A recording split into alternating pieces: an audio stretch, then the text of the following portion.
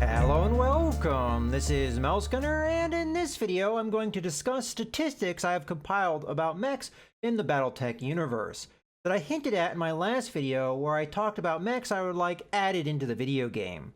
I compiled these stats specifically to help me make lists like the previous ones I made and others that I plan to make in the future, and after putting all this information together, I thought it would be worthy of discussion in a video of its own.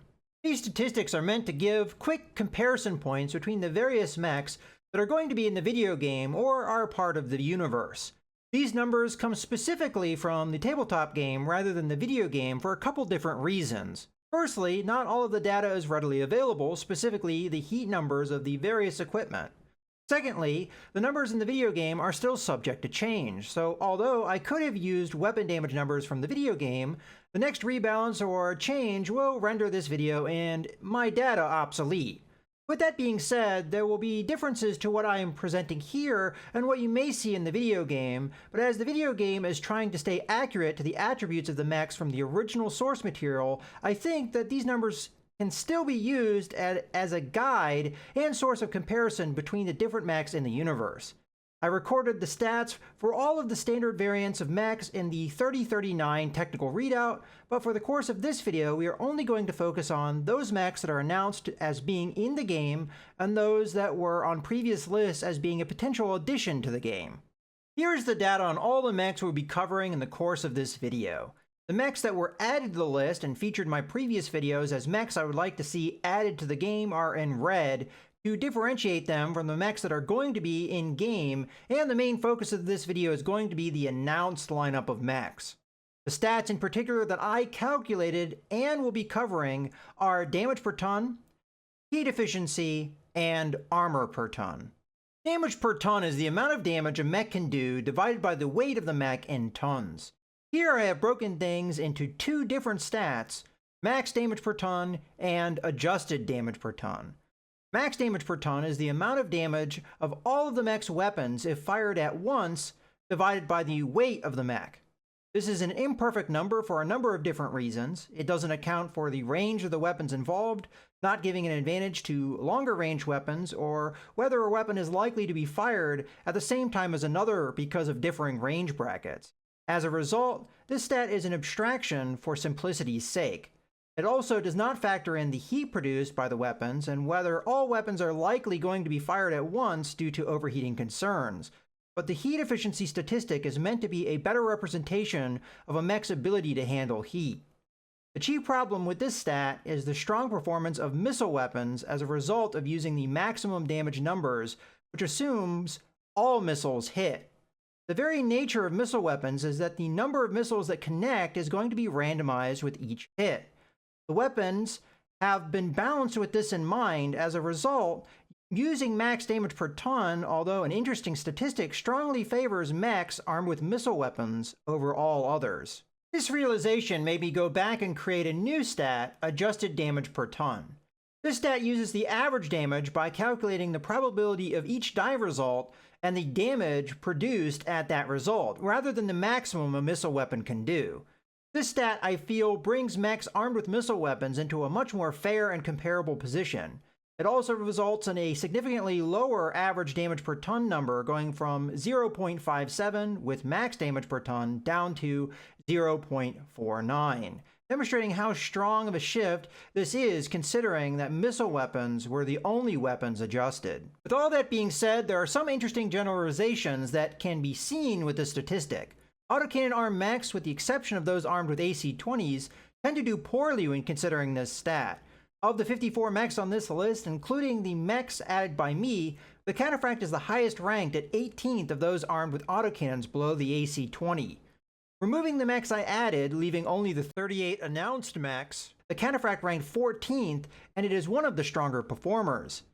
When averaged, the adjusted damage per ton of the 17 mechs on this list armed with AC-10s or lower is 0.41, with only the Catapult, Blackjack, and Centurion having higher than 0.5. KPCs and large lasers also seemingly can be seen as a contributing factor in lower damage per ton numbers. To make this distinction clear, I focused on mechs that had more than a third of their damage come from one or both of these weapon systems.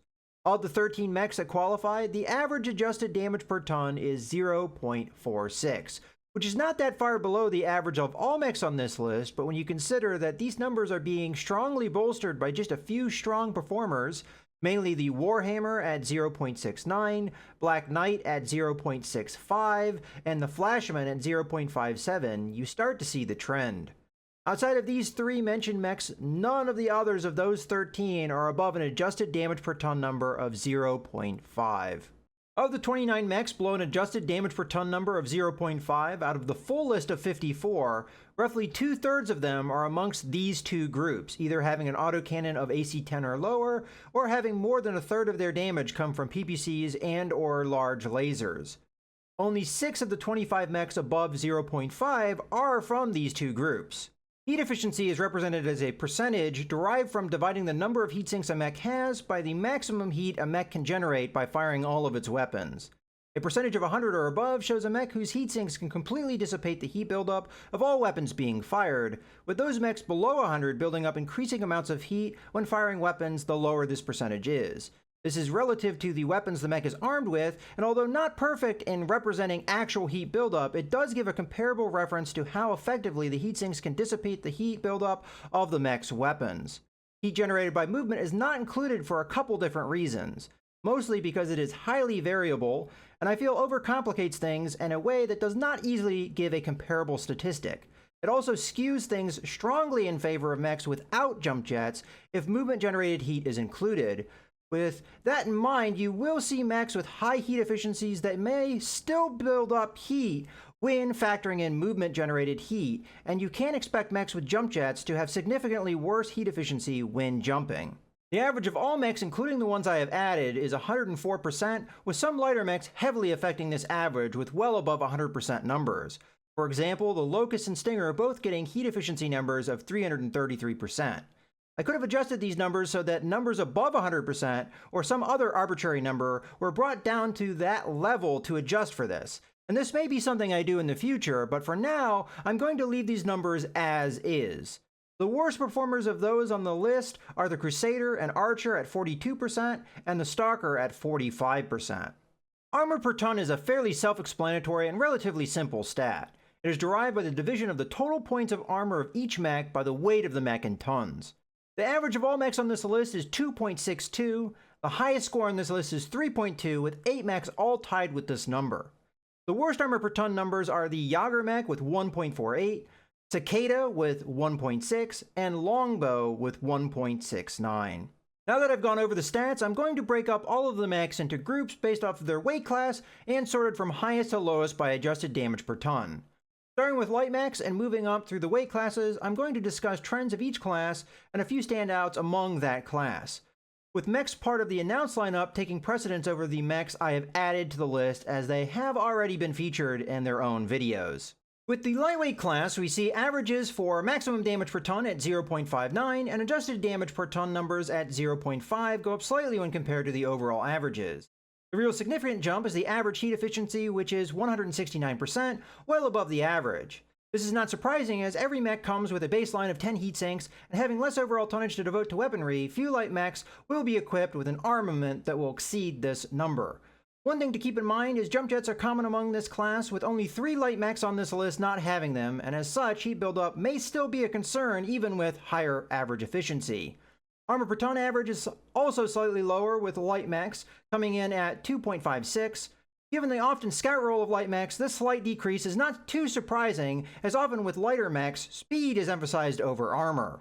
The first standout mech of those in the light mech class is the Commando, with an outstanding adjusted damage per ton number of 0.72 that not only places it first among light mechs, but also places it third overall. This firepower is surprisingly devastating for a mech only weighing 25 tons, and with max damage per ton at 1, it and the Crusader are the only mechs to match or exceed 1 damage per ton in the maximum stat.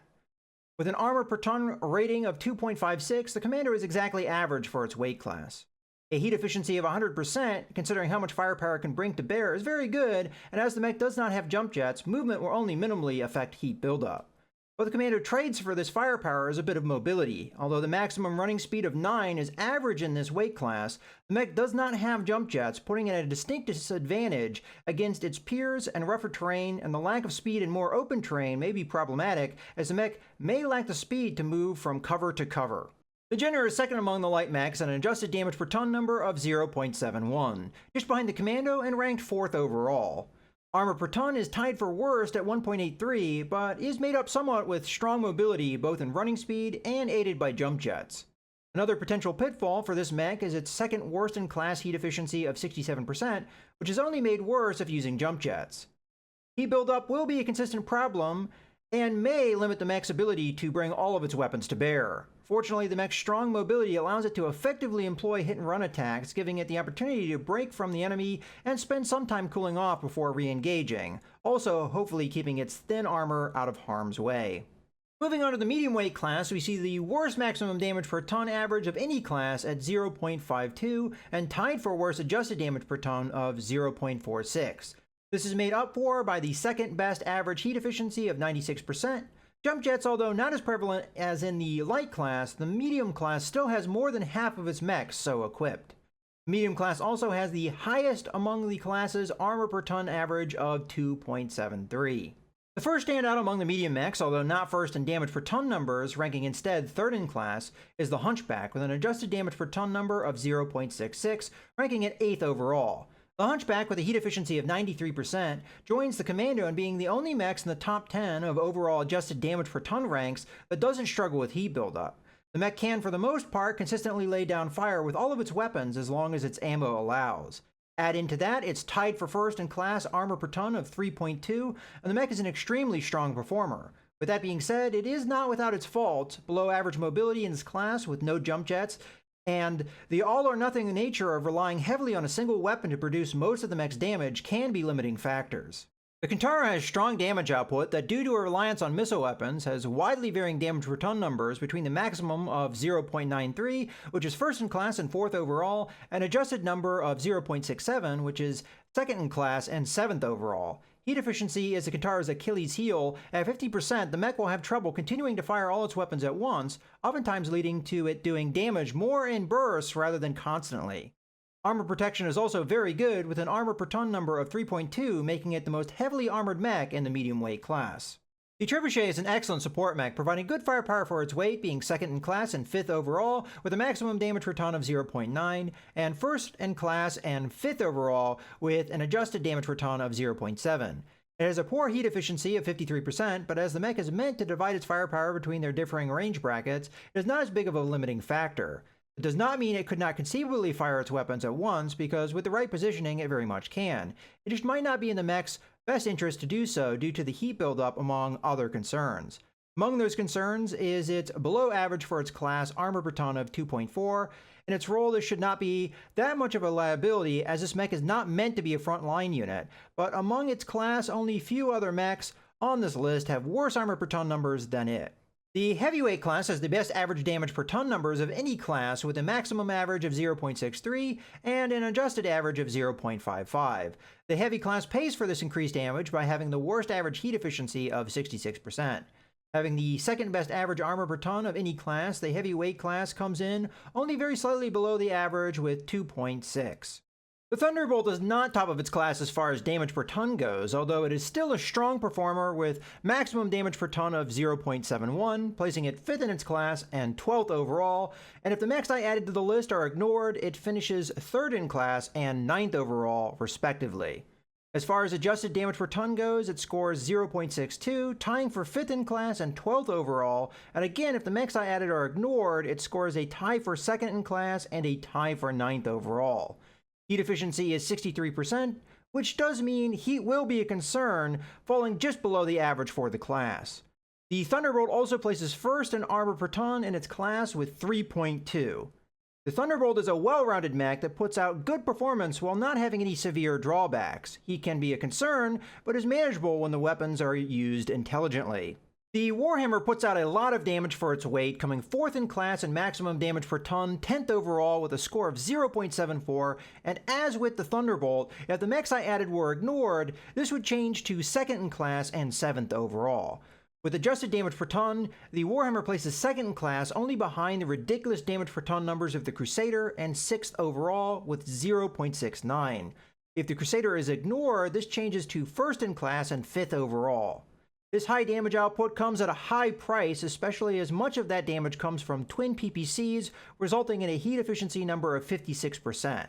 Just firing the PPCs alone will overload the heat dissipation of the heat sinks, and as a result, the pilot will have to carefully consider which weapons will be fired at any given time. Continuing to pay the price for its heavy firepower, the Warhammer also has the third worst armor per ton numbers in the class with a score of 2.29. A possibly challenging mech to use effectively, there is no denying the threat that the Warhammer poses from a sheer damage output stance. The Catapult finishes 3rd in class and 9th overall and max damage per ton with a score of 0.77, finishing 1st and 6th if added mechs are ignored. A reliance on missile weapons drops the adjusted damage per ton score down to 0.62, tying with the Thunderbolt both in class and overall. With a heat efficiency of 68%, the Catapult performs slightly better than average for the class, and only 3 other mechs in the class outperform it. Being a support mech, much of what I had to say about the Trebuchet applies to Catapult in regard to heat efficiency, except that the Catapult is more heat efficient despite having slightly more overall heat generation. Although it does have jump jets, which may affect heat buildup in some situations. As far as armor goes, the Catapult has an armor per ton number of 2.46, which is below average for the class, but respectable for a mech in the support role. The Assault class has the second worst damage per ton average when compared to other classes, with a maximum damage per ton average of 0.54, and the adjusted average tying with the medium mechs as lowest at 0.46. Heat efficiency improves over the heavy class with an average of 89%, with the Charger bolstering this number significantly. The armor per ton average is the worst among all classes, falling slightly below the light mech class with 2.54. The Stalker is a monster, bristling with weapons so much so that in maximum damage per ton numbers, it almost scores above 1 damage per ton despite its weight, with a score of 0.94, placing it 1st in class and 3rd overall behind the Crusader and Commando. For adjusted damage per ton, the Stalker produces 0.75, again topping its class by a significant margin and coming 2nd overall only behind the Crusader. Among the announced lineup of mechs, it is top dog. All of those weapons are menacing, but as well as being scary, they also generate a lot of heat, which a Stalker's heat sinks will have little chance of dissipating if fired all at once, with a heat efficiency of 45%, which is 3rd worst overall and worst in class. This is an easy issue to solve as the Stalker was never really designed to fire all weapons at once, but this does mean that the chance that the full damage potential of the Stalker will be utilized is slim. Protection of the mech falls exactly on the average armor per ton for the class of 2.54, meaning that the Stalker is well protected, but armor is not really its strong suit. Probably no surprise to anybody familiar with BattleTech, the Atlas is a good mech with a maximum damage per ton of 0.72, placing it 2nd in class and 11th overall, 8th if added mechs are ignored. The adjusted damage per ton numbers drop down to 0.6, falling behind the Battlemaster for 3rd in class and 15th overall, 12th if ignoring added mechs again. At 69% heat efficiency, heat buildup can still be a concern, but the prospect of an alpha strike is not unlikely. Armor per ton of 3.04 ranks it 2nd in class behind the Highlander, but considering the Atlas's higher weight makes it the most heavily armored mech in the game. And with that, I'm going to wrap up my discussion on this subject. I realize that the data being analyzed in this video is not perfect, but with the purpose mainly to give points of comparison, I feel some abstraction and compromise is necessary. Damage per ton, for example, does not account for the ranges at which damage can take place, while heat efficiency does not take into account movement and favors mechs that have more heat sinks than their weapons can generate heat for.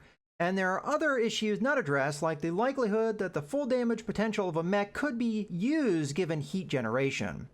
As a result, I admit that this data could be improved, and it is quite possible I will do so in the future. But for now, I hope what data I have shared here in the course of this video has given you some insight into evaluating the strengths of mechs. In any case, I hope you have all enjoyed the video. This is Mousegunner, signing out.